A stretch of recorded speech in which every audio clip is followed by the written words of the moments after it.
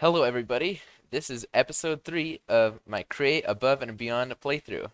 As you can see, I finished up this wall behind me, and now I'm ready to move on to my next project. So I think today what I'm gonna do is I'm gonna finish the ceiling, make an elevator that'll go between floors, maybe make a bedroom base slash basement thing, and get off this platform before I get sick. So pretty much what I did is I took this wall and I just copied and pasted it all around. And then right here, right in the middle, I'm gonna have an elevator. It'll be able to take me between all the floors, and I do have some ideas for that. So yes, firstly, I'm gonna start off building the ceiling, and maybe even trying to figure out how to light this place up. Okay, I think I have finished up the ceiling to the point where I kind of like how it looks. I mean, it is kind of a lot of gray, but I'm hoping that maybe soon I can like decorate these walls with like andesite casings, because those blocks generally kind of look nice. I might eventually kind of replace these walls or decorate them with like these andesite casings, because they look really nice, and I feel like they'd fit really well in here.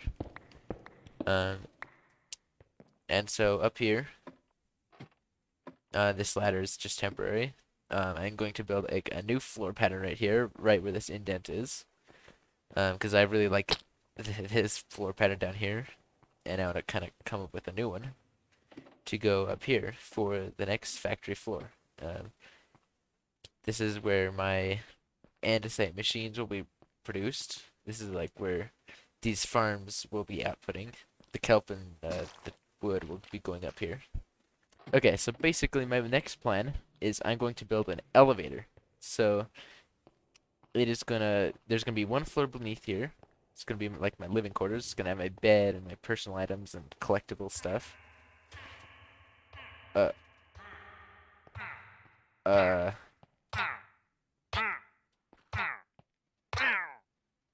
uh, there is now blood. That's okay. We'll ignore that. So yeah, the way I plan on doing that is I'm going to use gantry carriages. So basically, they rotate around this shaft here. They can also be vertically. So I'm gonna place a gantry shaft going all the way from the bottom, going all the way to the top, and I'm gonna use wireless redstone to control it. There will be some space underground for me to control, or for me to do the redstone. So yeah, let me show you once I make some progress on that. So basically, what my idea is gonna be is there's going to be this gantry shaft right here with this gantry carriage connected to it, and all of this is glued together in one contraption, this whole platform. And this will kind of be the platform that I stand on like this. And so when I twist the shaft, it goes up and down like this. It'll just go down this shaft and go all the way up to the top of the factory. Alright, I finished up my elevator. I am so happy about it. It's fully functional. All the buttons work. Um, it goes up and down from anywhere to anywhere, and it uses these wireless redstone links that'll connect down to the redstone below. Um, yeah, the redstone below is kind of a mess.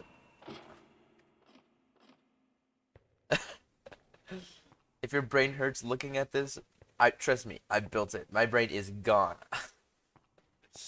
Oh my gosh, this thing. I guess I'll give a brief explanation of it.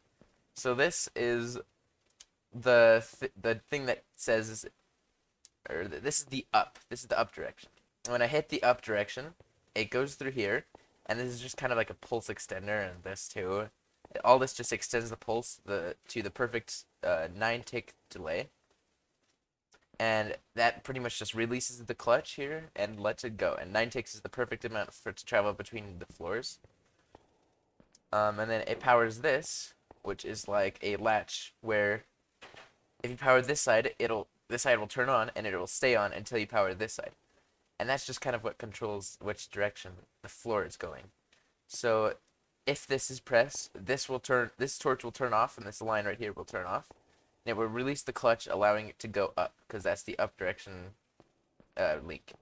And then this down direction link, what it does is it hits the other side, which flips the signal, and it has the signal powered. So right now it's on down mode.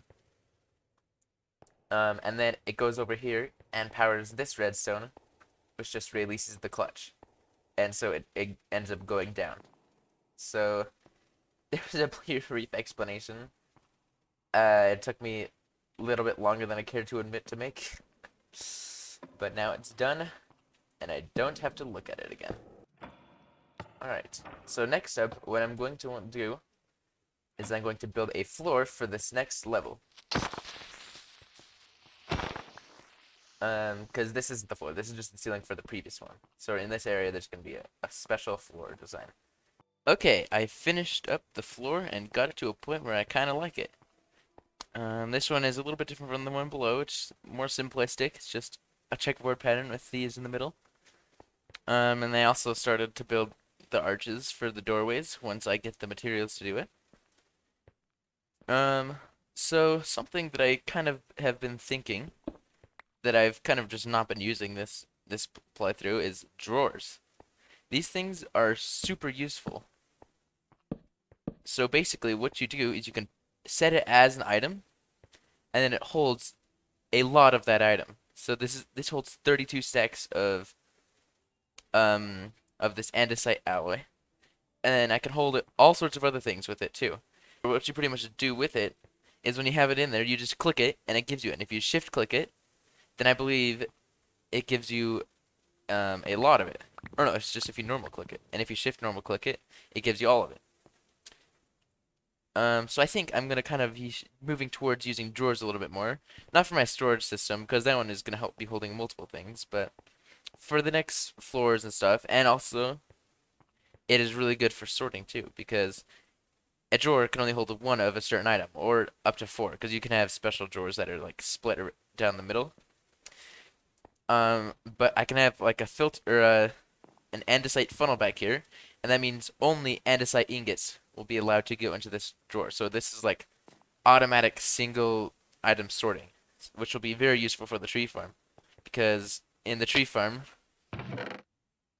yeah, I have lots of different things: oak logs, spruce logs, saplings, sticks.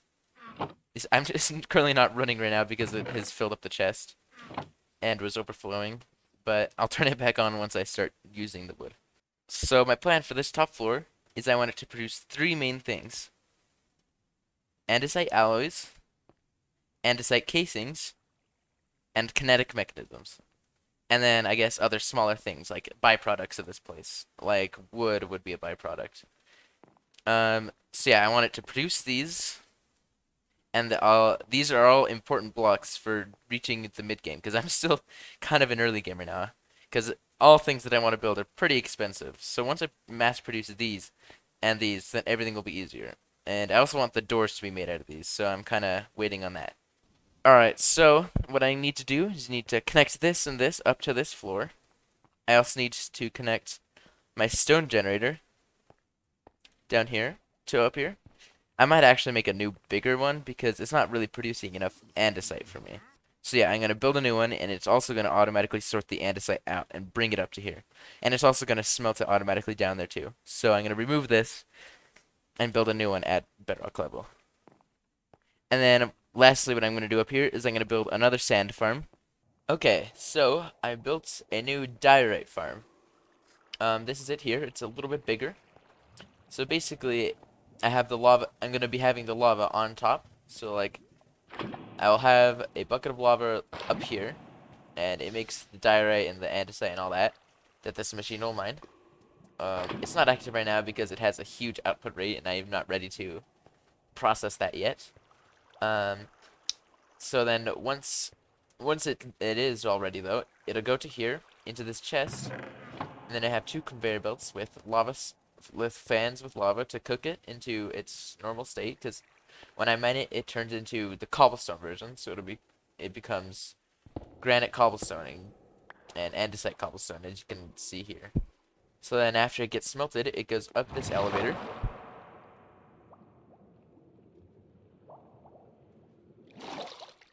And it goes up to the top of my factory. And it will be sorted into here, into these categories. that will be taken out of this thing here, and then the overflow, I will have lava right here once I build up the walls.